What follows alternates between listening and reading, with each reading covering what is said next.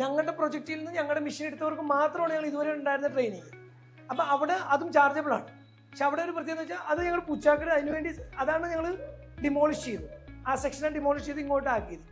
അവിടെ എന്താ സംഭവിക്കുന്നതെന്ന് വെച്ചാൽ ഇവർക്ക് വേണ്ടി ആളെ വിടുമായിരുന്നു. പക്ഷെ ഞാൻ എപ്പോഴും പറയും എംപ്ലോയീസിൽ നിന്ന് ചാർജ് ചെയ്യും. അവർ നിങ്ങളുടെ കൂടെ മിനിമം 6 മാസമെങ്കിലും ഉണ്ടെങ്കിൽ മാത്രമേ ഈ പൈസ അവർ സാലറിയിൽ നിന്ന് കട്ട് ചെയ്ത് തിരിച്ചു കൊടുക്കും. അല്ലെങ്കിൽ അവരിൽ നിന്ന് കട്ട് ചെയ്യണമെന്ന് ഞാൻ പറയും. ആ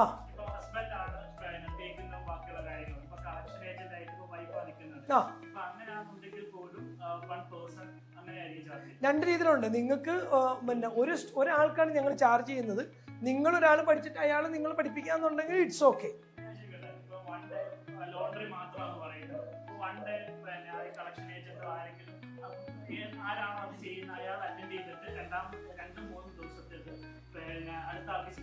ഒരു കുഴപ്പമില്ല, ഞങ്ങൾ തമ്മിൽ ഒരാളായിട്ട് കൺസിഡർ. പക്ഷെ അത് വെച്ച് അയാൾക്ക് എന്ത് പ്രയോജനം?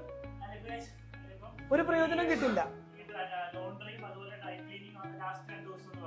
ലോണ്ടറി 1ാമത്തെ ദിവസം, 2ാമത്തെ ദിവസം ഡ്രൈ ക്ലീനിങ്, 3ാമത്തെ ദിവസം സ്റ്റെയിൻ റിമൂവിങ്. അപ്പൊ എന്റെ ക്വസ്റ്റ്യൻ നമ്പർ 1, നിങ്ങൾ ചിന്തിക്കുന്ന ലോണ്ടറി അത് ഡ്രൈ ക്ലീനിങ്ങിന്റെ അകത്ത് സെക്ഷനിൽ പെടുന്ന കുറെ സാധനങ്ങളുണ്ട്.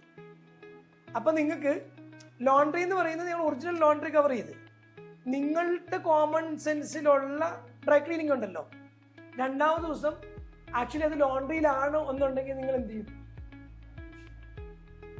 ഇത് 3 അറ്റൻഡ് ചെയ്യുന്ന ഒരു വ്യക്തിക്കില്ലേ, അയാളെ വന്നിട്ട് ഒരു എംപ്ലോയിക്ക് പോലും മിസ്പ്ലേസ് ചെയ്യാൻ പറ്റില്ല. അതിൻ്റെ അർത്ഥം മിസ്ഗൈഡ്. നിങ്ങൾ എന്താ സംഭവിക്കാൻ പോണത്?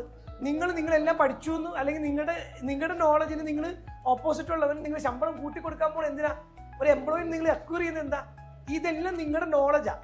നിങ്ങളുടെ നോളജിനെ അവൻ മിസ്പ്ലേസ് ചെയ്തിട്ടാണ് അവൻ കൂടുതൽ ശമ്പളം വാങ്ങിക്കുന്നത്. അപ്പൊ അവിടെ നിങ്ങൾക്ക് അത് അവോയ്ഡ് ചെയ്യണമെന്നുണ്ടെങ്കിൽ ഈ 3 സെഗ്മെന്റും എന്താണെന്ന് നിങ്ങൾക്ക് അറിയാമെങ്കിൽ you are saving your money. നിങ്ങളിപ്പോൾ അതാണ് ഞാൻ നേരത്തെ പറഞ്ഞത്, നിങ്ങൾ ഇനിഷ്യൽ കോസ്റ്റാണ് എല്ലാവരും കാണുന്നത്. ഒരിക്കലും ഇനിഷ്യൽ കോസ്റ്റ് അല്ല ഒരു ലോണ്ടറിയുടെ തളർച്ചയും വളർച്ചയും.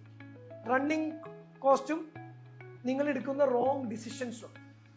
നിങ്ങൾ അവിടെയാണ് നിങ്ങൾ നോളജ് ഉണ്ടാക്കേണ്ടത്.